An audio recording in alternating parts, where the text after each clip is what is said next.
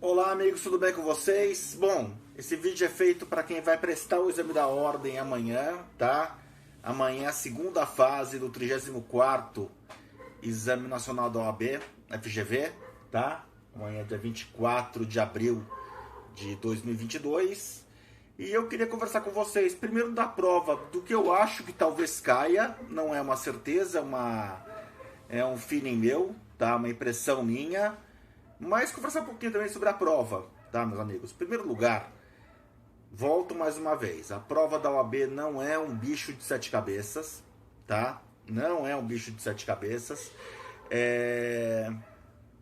Eventualmente, você vai precisar... Se a questão... O que o examinador quer de você na prova? Ele quer que você identifique o problema, tá? Até um tempo atrás, quando eu voltei a trabalhar com isso... Eu até pensei, falei, pô, mas pedir recurso especial, que teve prova da OAB que foi pedido recurso especial, ação rescisória, é um pouco exagerado, porque a maior parte de grandes advogados não vão fazer com frequência ações rescisórias, recursos especiais. Não é uma coisa nem que é da expertise da maioria dos advogados, né? Não, mas depois você vai ver as provas. A prova não está querendo saber do detalhe. A prova da OAB não pede que o aluno, que o candidato, explique o pré-questionamento do recurso, súmula 7, essas coisas.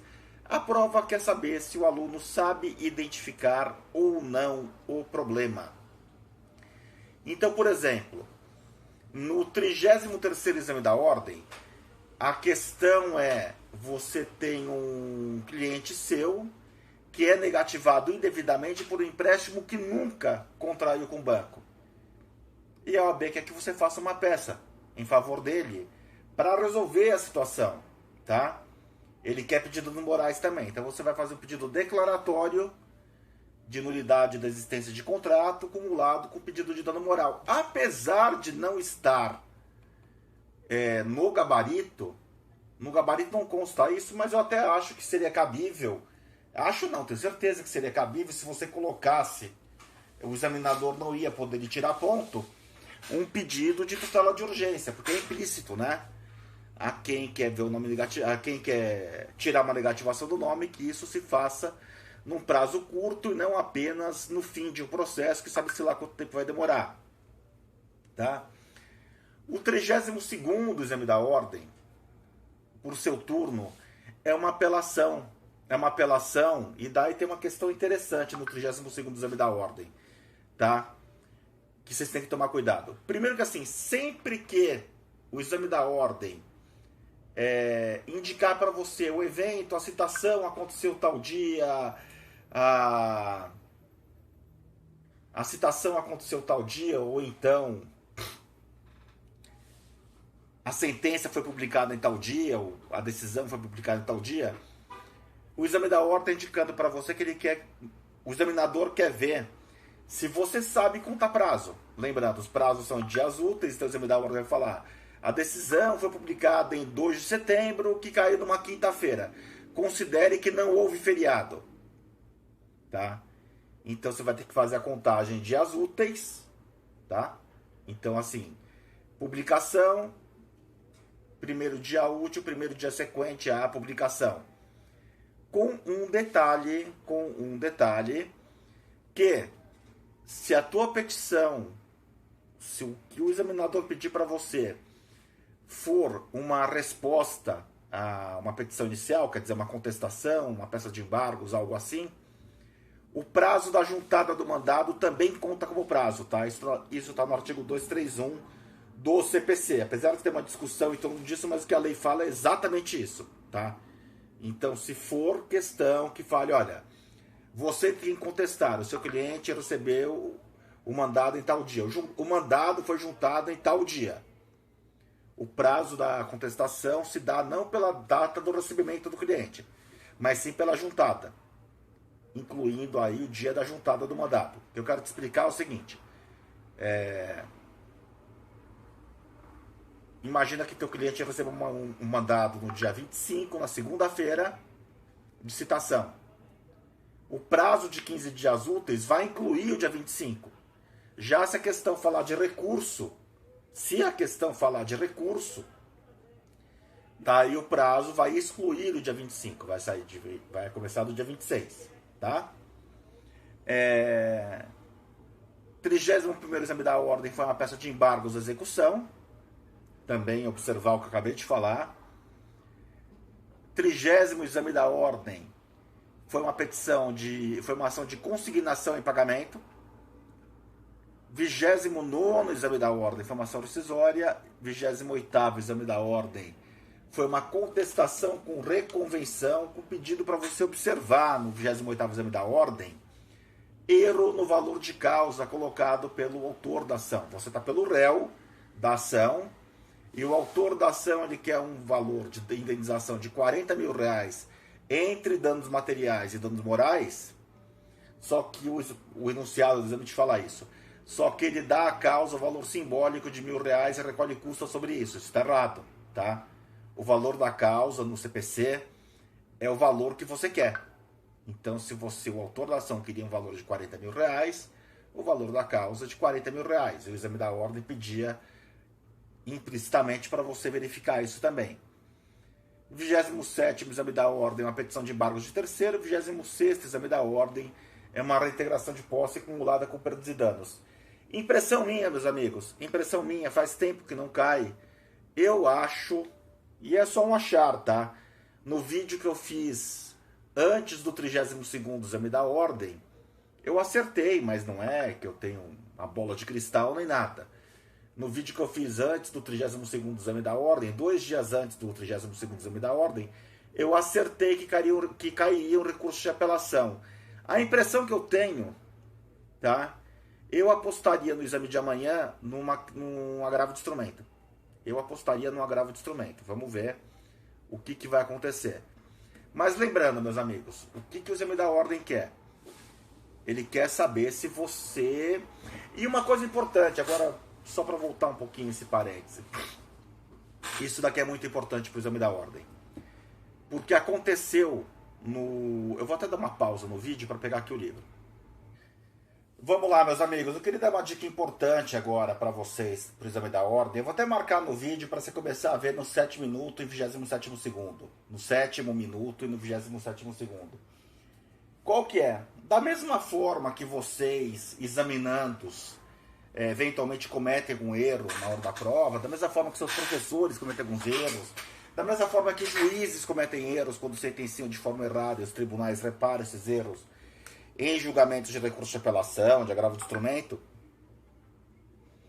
as pessoas que elaboram o exame da ordem eventualmente cometem erro na elaboração e também as pessoas que elaboram, que organizam um vademecum, que deveria ser uma obra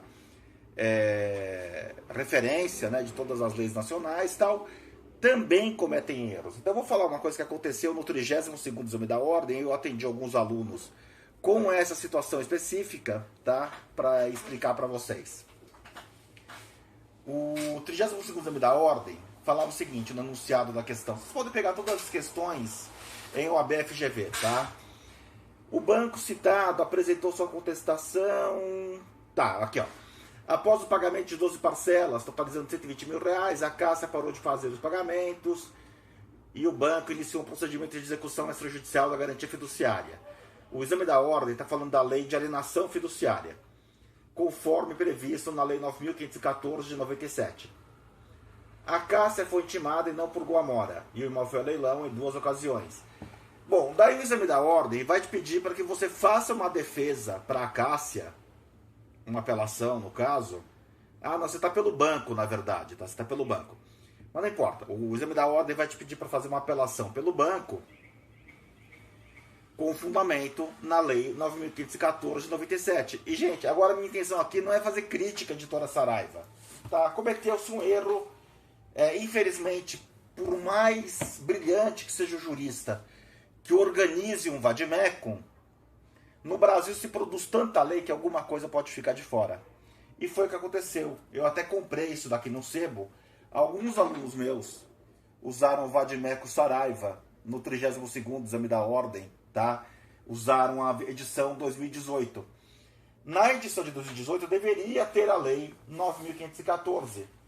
Acontece que na edição de 2018 não aparece a lei 9.514. Não aparece por uma questão simples, porque a lei 9.514 foi substituída pela lei 13.465, que versa também sobre a alienação fiduciária. E qual que é a questão aqui, meus amigos? É que a lei 13.465, o título da lei não é alienação fiduciária, não é garantia fiduciária. O título da lei é regularização fundiária. Quando você vai procurar nesse vademecum aqui, alienação fiduciária, ele vai te remeter para o decreto 911, que fala de alienação fiduciária de veículos, que foi substituído depois pela lei 10.231. O que eu quero te falar? O aluno que fez o 32º exame da ordem com esse livro aqui,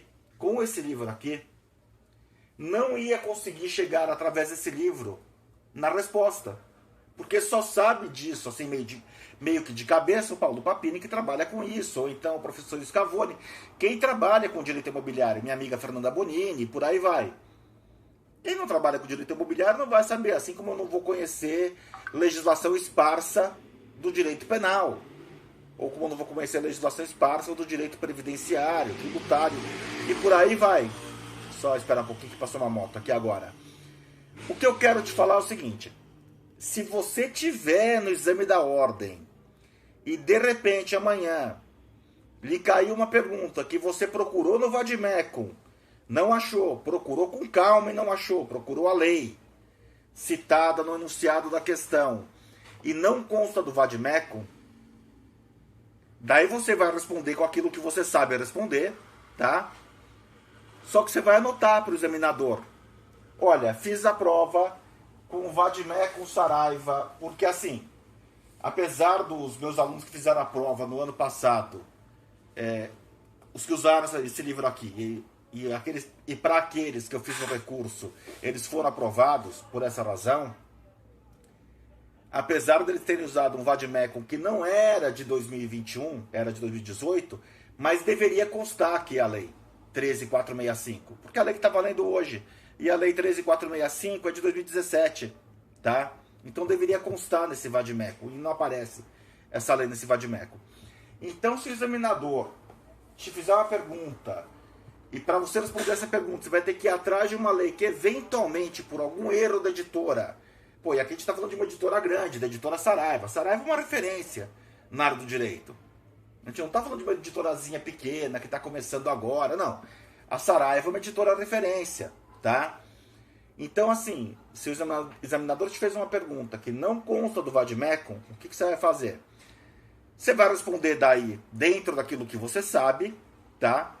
E o examinador não pode pedir nenhum milagre. Só que você vai mencionar: examinador, pesquisei no vademecum e não achei essa lei aqui. Em qual vademecum que você pesquisou? Tá? Aí você vai para a ficha técnica do livro. No caso desse daqui está na página 4. Você vai anotar o ISBN do livro, tá? Na ficha técnica você acha tudo do livro, tá? Aqui, ó. Vou até colocar. Tá vendo só? Tá meio ruinzinho, tal, a imagem. Mas aqui, ó, você vai ter o ISBN do livro. O que é o ISBN do livro? É a impressão digital do livro, tá?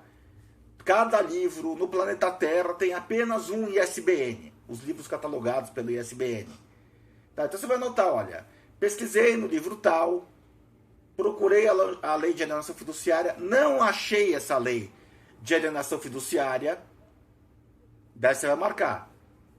Vademecum Saraiva 2018, ISBN e tal. Isso acontece. Isso acontece. Agora, se isso acontecer, a culpa não é sua, enquanto candidato. E se eventualmente a OAB, o examinador, na hora da correção, a GV não considerar esse seu ponto, daí você recorre e você passa. Tá legal? Então prestem atenção nessa dica. Mas primeiro de tudo, meus amigos, procurem ficar calmos na hora da prova, tá? Procurem ficar calmos, leiam os enunciados com atenção e espero que todos vocês tenham boa sorte amanhã. Tá legal? Valeu, abraço a todos, boa noite, fiquem com Deus.